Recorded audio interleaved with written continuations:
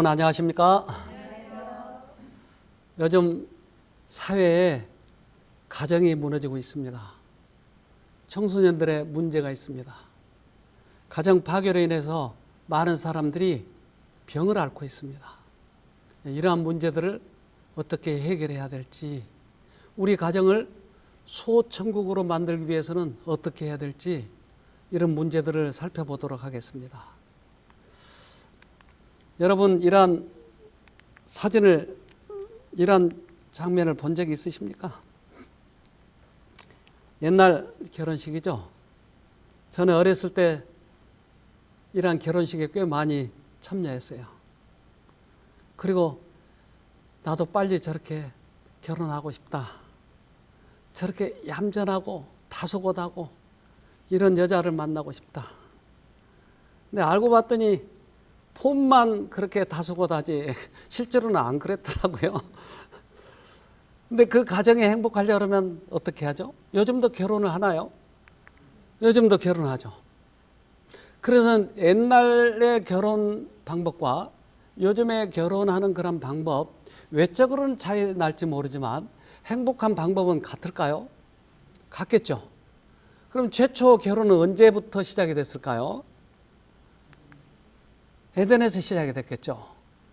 그래서 에덴에서 과연 어떻게 했길래 행복했고 어떻게 했길래 그들이 불행을 접하게 됐는지, 이런 것들을 살펴보아야 행복한 결혼 생활을 할 수 있는 거겠죠.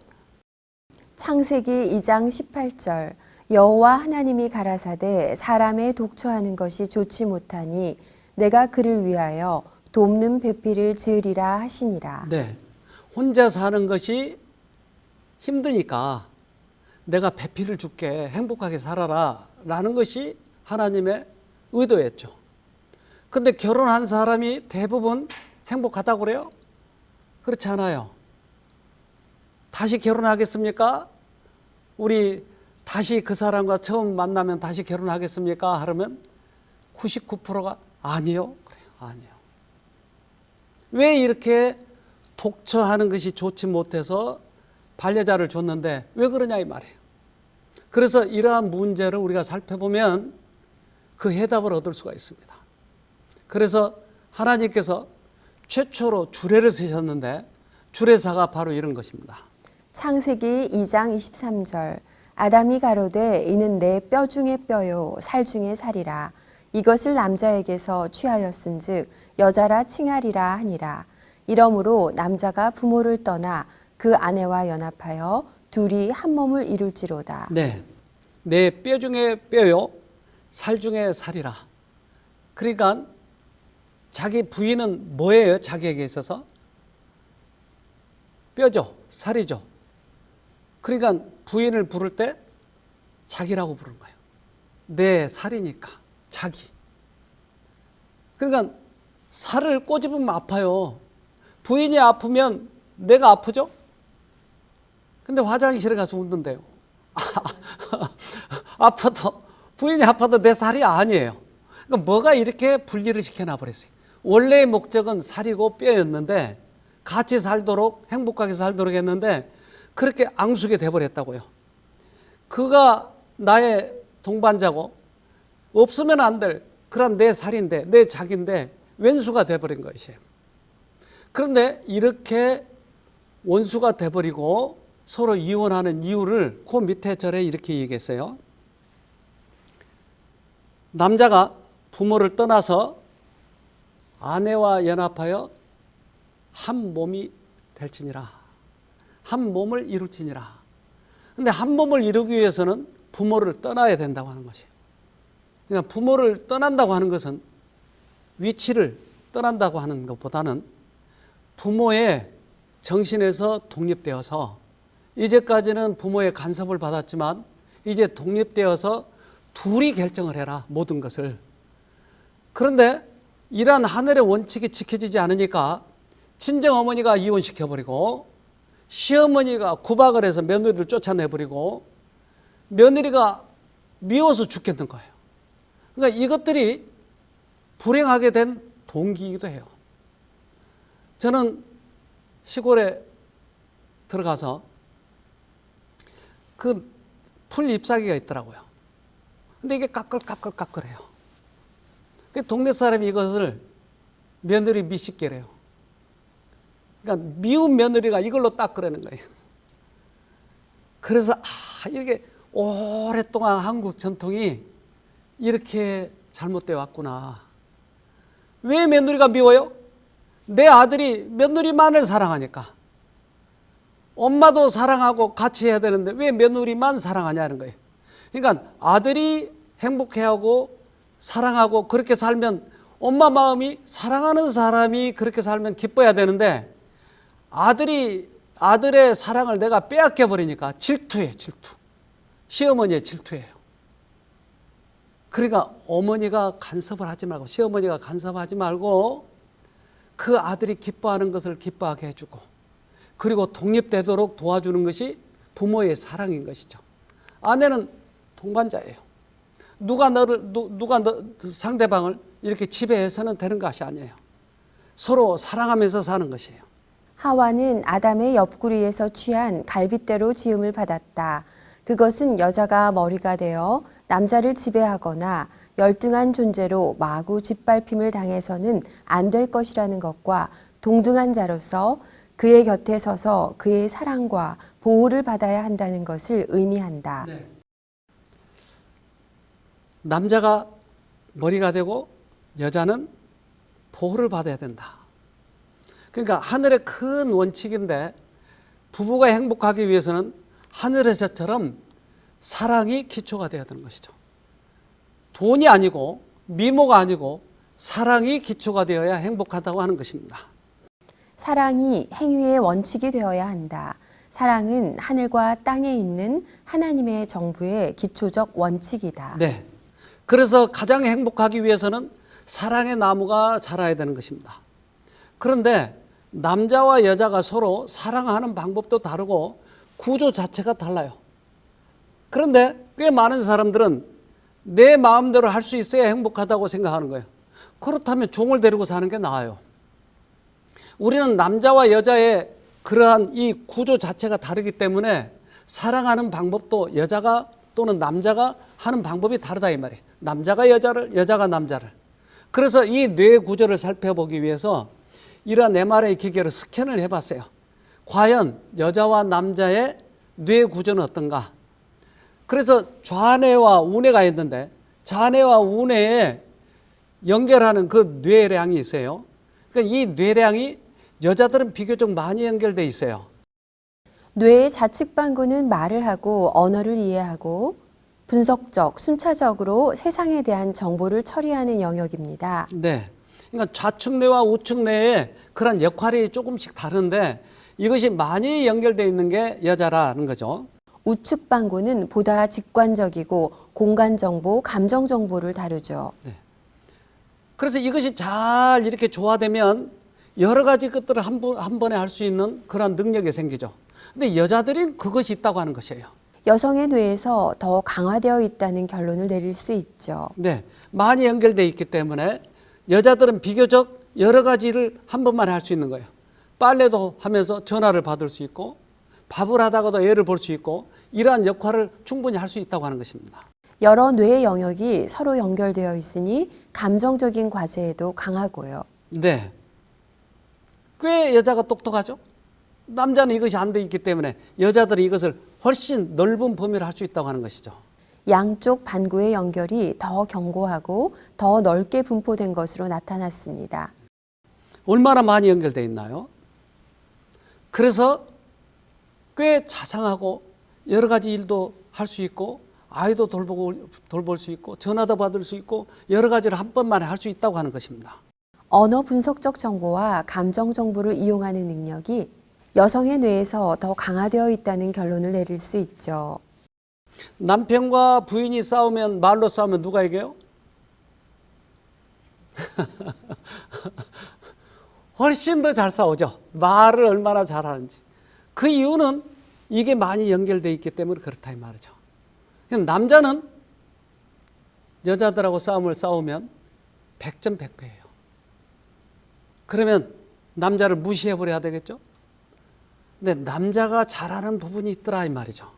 남성의 경우 뇌 앞쪽과 뒤쪽의 연결이 더 강합니다. 네. 그래서 특별히 이 앞쪽은 전두엽이라고 하는 게 있는데 이 전두엽에서는 뒤에서 가져오는 정보와 경험과 지식과 이런 것을 앞에다 갖다 놓으면 이 전두엽에서 판단하는 것이에요. 어떻게 앞으로 살아갈 것인지, 앞으로 어떻게 결정해야 될 것인지, 미래에 대해서는 어떻게 우리가 선택해서 가야 될지를 남자들은 이것이 잘 돼 있다 이 말이에요. 그러니까 멀리를 내다볼 수 있다고 하는 것이죠. 뇌의 뒷부분에서 정보를 처리해 앞쪽으로 보내고 뇌 앞부분에서 그 정보를 종합해 어떻게 대응할지 결정합니다. 네. 그래서 여자의 머리는 아주 여러 가지를 한 번만에 할 수 있고 애도 볼 수 있고 빨래도 할 수 있고 밥도 할 수 있고 전화도 받고 여러 가지를 한 번만에 할 수 있는 능력과 남자들은 멀리 내다볼 수 있고 판단력이 있는 이 남자와 조화를 이루면 가정이 어떻겠어요? 행복하겠죠. 그런데 상대방을 무시해버리니까 가정이 행복하지 못한 거예요. 남편은 돈을 벌어와서 또한 앞길을 어떻게 헤쳐나가야 해서 이 가정을 꾸릴까 그렇게 최선을 다해서 살아가려고 하는데 부인은 이 능력을 무시해버리니까 남편은 그래 너 혼자 먹고 살아라. 그리고 남편은 비등비등 논다 이 말이에요. 그러면 여자가 이 일을 하기는 너무나 힘이 든 것이. 왜? 구조 자체가 그렇게 안 돼 있기 때문에. 그래서 남편과 부인이 서로 행복하려면 이러한 부분들이 서로 잘된 부분들이 조화롭게 조화를 이루어서 살아가는 것이 행복하다고 하는 것입니다. 피차 순종해야 하지만 하나님의 말씀은 남편의 판단에 우선권을 준다. 아내가 그의 상담자요, 충고자요, 보호자로 택한 자에게 굴복하는 것은 아내의 위엄을 떨어뜨리는 일이 되지 않을 것이다. 남편은 가정에서 매우 온유하면서도 확고하게 자신의 위치를 유지해야 한다. 남편의 판단에 우선권을 주는 것은 이 전두엽, 앞뒤가 연결되어 있기 때문에 그 판단력을 인정해 주라고 하는 것이. 부인이 많이 배웠기 때문에 똑똑하기 때문에 무시해버리면 이 조화가 이루어지지 않기 때문에 그런 것이죠. 그래서 이 남편과 부인이 조화를 이루면 참 아름다운 가정이 되는 것이에요. 남성은 보는 것과 그에 따른 행동을 연결하는 능력이 발달한 겁니다. 네. 그렇다면 서로 조화를 이루는 그런 연습은 어디서 할까요? 가정에서 하겠죠. 가정이 얼마나 그래서 소중한지 몰라요. 그런데 처음에 우리가 결혼하면 이 조화가 잘 이루어지지 않고 연습을 하는 기간이기 때문에 티격태격 싸우기도 하고 서로 이혼하니 많이 이러기도 하고. 근데 이 조화를 잘 이루어지는 때는 언제일까요? 결혼 후년기. 그래서 진정한 행복은 결혼 초년기보다 후년기에 오는 것입니다. 이때 서로 잘 조화를 이루기 때문에. 그러면 아주 행복한 거예요. 근데 이 젊은 나이에 이것을 못 배우면 항원 이혼을 한다니까요. 그래서 나중에 보면 아주 비참하게 머리가 허옇게 된 사람들이 이혼해서 혼자 고독하게 살아가는 모습을 보는 것이. 아담과 하와가 행복하게 해졌던 시절, 그리고 우리들의 선조들이 행복한 그런 방법들을, 이것들을 또한 신약에서도 똑같이 그것을 주장하고 있는 것이에요. 그래서 아브라함과 사라의 경우를 들어서 이렇게 얘기합니다. 베드로전서 3장 5절. 전에 하나님을 경외하며 순종했던 믿음의 여인들이 이러했습니다. 그들은 외모보다 내면을 아름답게 꾸몄고 남편의 권위에 순종하였습니다. 아브라함의 아내 사라는 남편을 주인이라 부르며 복종했습니다. 여러분도 바르게 행동하고 두려워할 것이 없으면 사라처럼 아름다운 그녀의 후손이 될 것입니다. 사라에게 말씀하신 것처럼 아담과 하와에게도 말씀했고, 그러면 지금은요, 우리에게도 말씀하신 거예요. 그래서 여인들은, 아브라함의 후손들은, 하와의 후손들은 남편의 말에 순종을 한 것이었어요.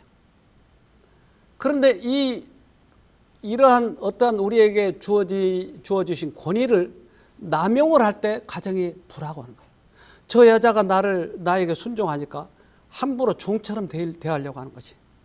그러나 나의 임무도 충실하면서 그러한 것이 조화가 이루어져야지 나의 임무는 하지 않고 종처럼 부리려고 하면 안 되더라며. 동반자인데 그렇게 해서는 안 되죠. 그래서 한국 사회가 이렇게 비참하게 돼서 가정이 이렇게 많이 깨어지고 며느리와 시어머니와 갈등이 생기고, 그래서 시어머니 시자도 싫어하잖아요. 시자도. 이것은 그동안에 이러한 원칙을 깨버렸기 때문에 그런 것입니다.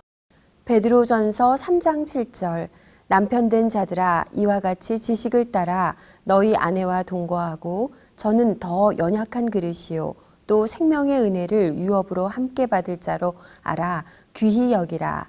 이는 너희 기도가 막히지 아니하게 하려 함이라. 네, 여자는 힘도 약하고 그러한 직관력도 없고 그렇기 때문에 그 약하니까 잘 보호해 주라고 하는 것이.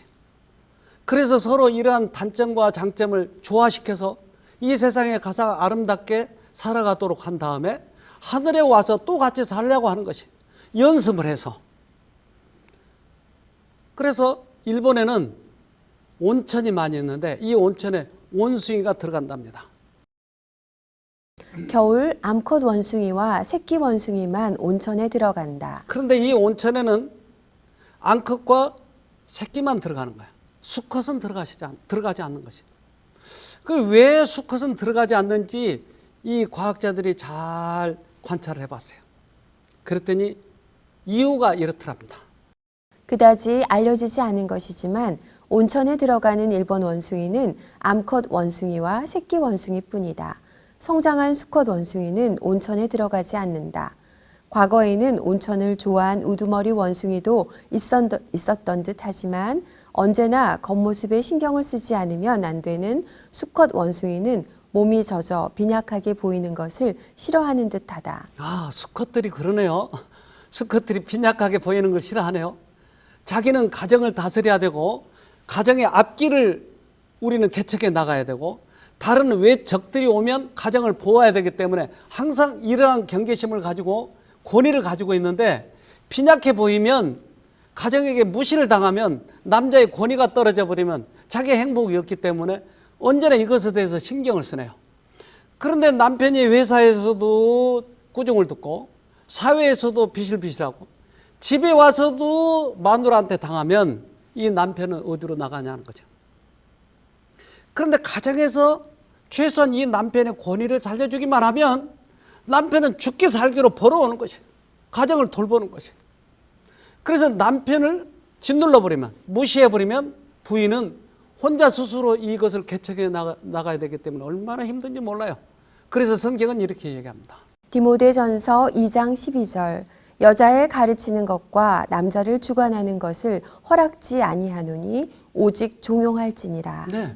그러니까 남편을 가르쳐서 쓰려고 하지 말고 남편은 권위를 살려주면 남편은 스스로 가서 개척해가고 돈도 벌어오고 가정을 돌보니까 조금만 붙어도 주라고 하는 것이. 그러면 남편은 목숨을 걸고 부인을 사랑할 것이. 그러나 남편들이 이걸 깨닫지 못하면 이제 부인을 학대하고 부인이 힘이 약하다고 얕보고, 이것은 하나님을 모르기 때문에 그런 거예요. 하나님이 우리 안에 계실 때 그때 가장 행복한 것이 가정은, 즉 극치를 이루는 것이. 이 가정이 깨어지는 것은 만약에 네 사람이라면 네 사람이 다 깨지는 것이에요. 그런데 이혼하는 이유를 살펴보니까 이렇습니다. 성격 차이 52.8%, 경제적 문제 18.6%, 외도 등의 애정 문제 15.6%, 중독 6.1%, 폭력 2.8%, 친인척 문제 1.3%, 자녀 문제 1.2%, 기타, 나이 차이 0.5%. 네.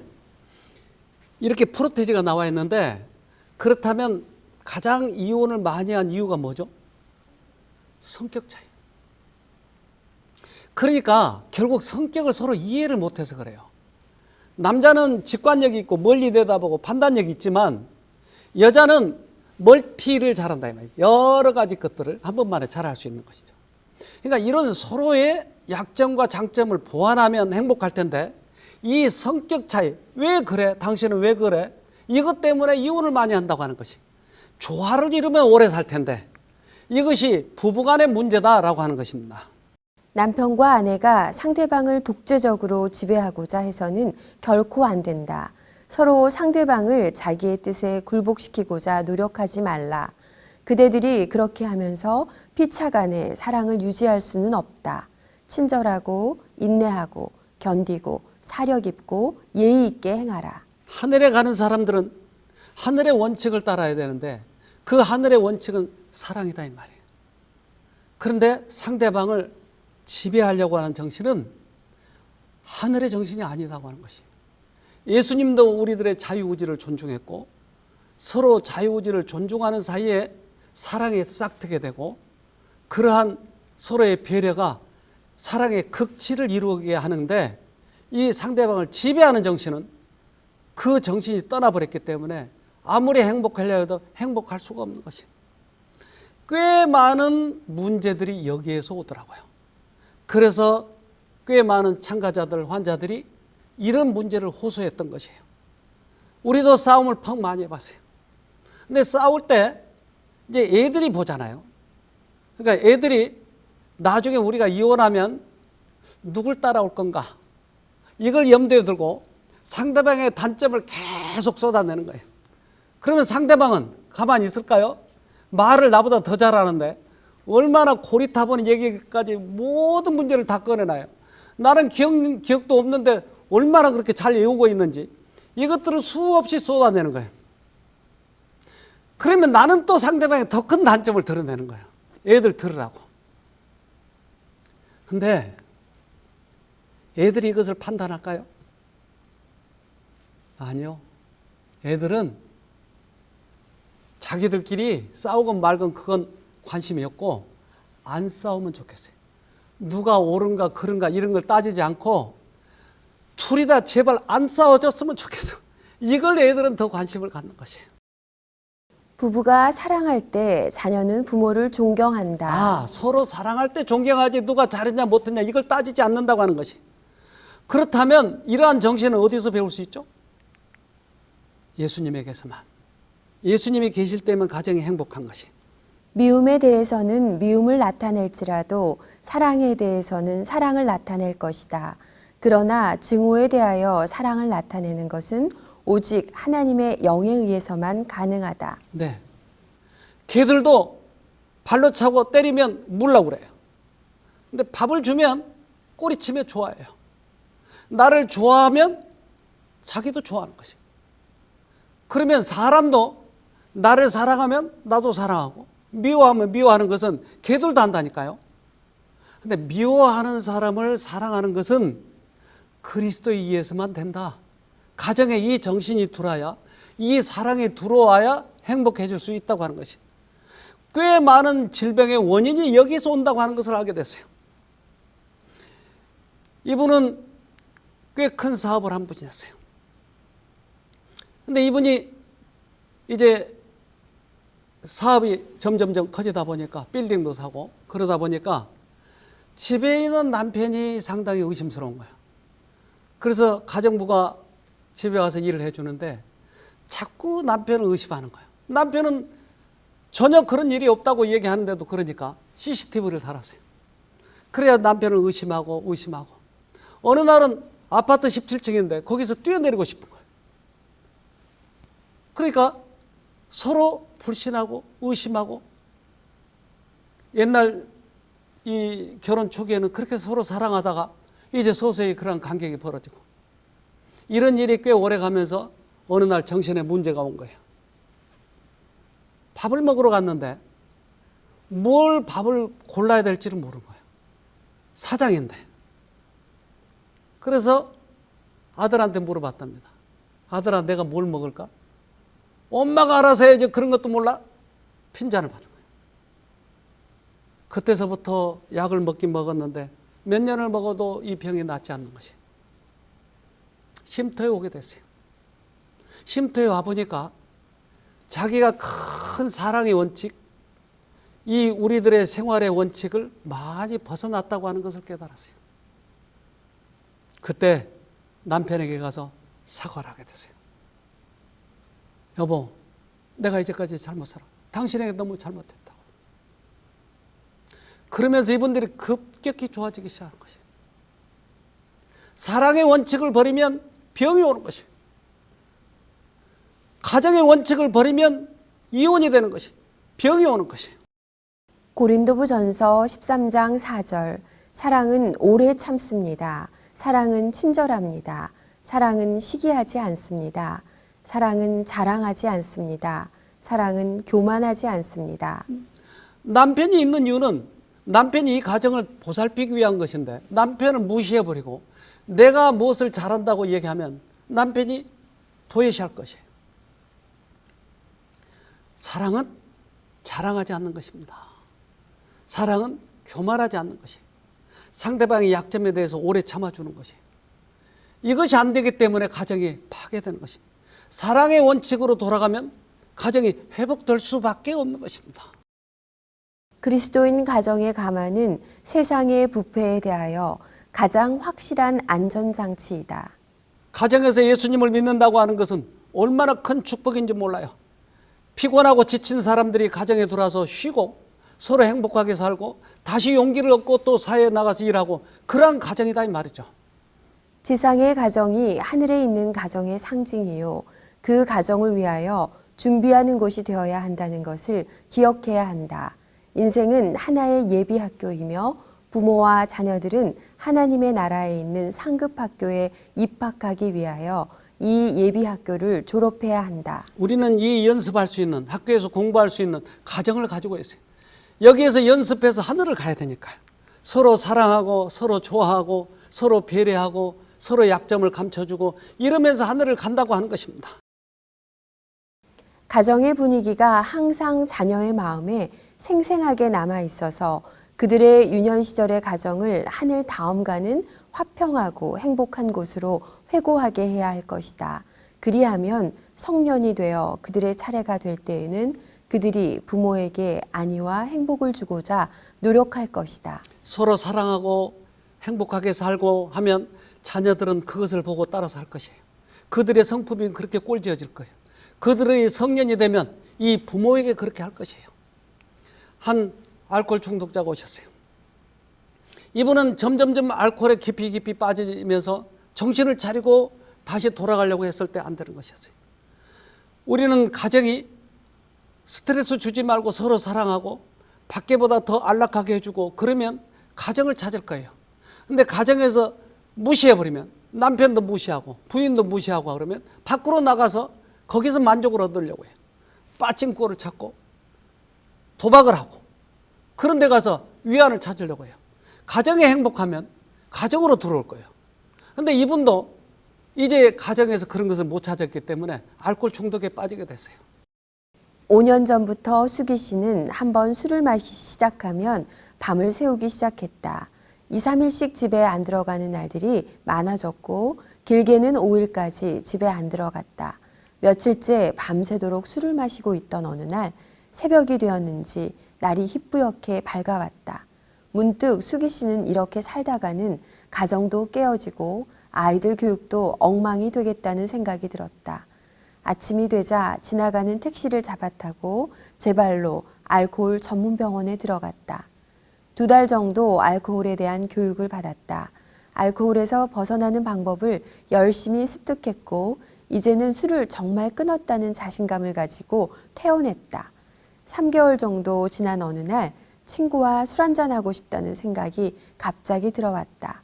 수기 씨는 그 생각을 뿌리치지 못했다. 그리고 다시 술을 마시는 생활이 반복되었다. 이번에는 친형이 성남에 있는 한 정신병원에 들어가 치료받기를 권했다. 병원에서 알코올에 대한 상담을 하며 부지런히 산책도 하고 병원에서 주는 약도 먹으며 열심히 생활했다. 2달 정도 지내면서 병원 바깥으로 산책을 나가도 술 생각이 안 났다. 술을 확실히 끊었다는 자신감이 들었고 병원에서 퇴원했다. 그날 집으로 돌아가는 길에 친구를 불러내어 술을 마시기 시작한 것이 이틀인가 사흘인가 지나서야 집에 들어갔다. 다시 병원에 들어가서 일주일을 지내고 나왔다. 이번에도 역시 집에 가는 길에 술을 마시기 시작했고 이틀 후에야 집에 들어갔다. 이제는 처갓집에서 나섰다. 처제가 형부는 이 세상 방법으로는 도무지 안 되니 하나님께 맡겨보자 하면서 새로남 쉼터에 가라고 했다. 쉼터에 오던 날도 술에 취해 비몽사몽간에 차에 실려왔다. 쉼터에 도착하자 술이 좀 깨는 듯했고 원장님과 상담을 하며 기도했다. 처음에는 말씀의 의미를 잘 몰랐다. 2주 정도 지났을 무렵 십자가의 능력과 거듭남에 대해 이해되기 시작했다. 새로운 빛이 비춰오는 느낌이 들었다. 그동안 살아온 삶을 되돌아보게 되었다. 내가 사람으로 태어났는데 왜 이렇게 비참하게 살아야 하는가 하는 생각이 들었다. 지금 이 십자가의 능력을 붙잡지 못하면 다시는 그 굴레에서 벗어나지 못할 것 같았다. 하나님의 생각이 끊임없이 들어왔고 수기 씨는 치열하게 붙잡기 시작했다. 한 달의 쉼터 생활 동안 수기 씨는 자신이 그동안 누구와 함께 살았는지 알게 되었다. 언제나 사단을 선택하며 살았던 삶이었다. 그 진리를 모르고 지금까지 살아온 것이 억울했다. 이제는 빛 가운데서 제대로 된 선택을 하며 살리라 결심했다. 수렁에 빠졌던 자신에게 손을 내미신 하나님께서 언제나 도와주시고 변화시켜 주시리라 믿었다. 그동안 가정의 소중함을 잘 모르고 살았다. 집보다는 바깥 일을 항상 우선으로 했던 자신이었다. 아내 모르게 빚을 지기도 하고 며칠을 연락 없이 술을 마시는 일은 예사였고 술을 마시고 머리를 다쳐 119에 실려간 적도 있었다. 숯덩어리처럼 까맣게 탔을 아내의 가슴. 20년간 인내하며 참아준 아내가 참 고마웠다. 그 아내 덕분에 이제 수기 씨에게는 새로운 삶을 살아갈 기회가 주어진 것이라고 생각되었다. 아내와 자식들에게 용서를 받고 가정을 회복시켜야겠다는 생각이 들었다. 이제는 집으로 돌아가 가장의 역할을 제대로 하고 싶었다. 직장에 나가 열심히 생활하고 가족들을 책임지고 잘 돌보고 싶었다. 집으로 돌아가 가족과 함께 지내는 수기 씨는 매일매일 참 행복했다. 수기 씨 부부는 그 후 쉼터에서 열린 부부 세미나에 참여하였다. 2박 3일간의 세미나가 마치는 날 아내는 눈물을 흘리며 수기 씨를 완전히 용서했다. 쉼터는 우리 가정에 참 소중한 곳이고 우리 가정에 최고로 은혜로운 선물을 주셨어요 라고 수기 씨는 말한다. 쉼터에서 배운 십자가의 능력을 계속 붙들며 하나님만을 최우선으로 생각하리라 수기 씨는 결심했다. 언제나 하나님을 의지하면서 수기 씨는 오늘도 가족의 행복을 위해 열심히 살아가고 있다. 중독의 문제도 가정의 문제였어요. 마음이 아프고 병이 든 것도 가정의 문제였어요. 가정이 회복이 되면 몸도 마음도 중독도 모두 다 해결이 되는 것이 우리 가정이 너무나 소중해요. 전도서 9장 9절 내 헛된 평생의 모든 날 곧 하나님이 해 아래서 내게 주신 모든 헛된 날에 사랑하는 아내와 함께 즐겁게 살지어다. 이는 내가 일평생에 해 아래서 수고하고 얻은 분복이니라. 가정 행복하게 해야 됩니다. 우리에게 준 분복입니다. 그래서 모든 문제에서 해결책이신 하나님을 만나고 그 하나님을 가정에 모시고 행복하게 멋지게 그렇게 살아가기를 간절히 바랍니다.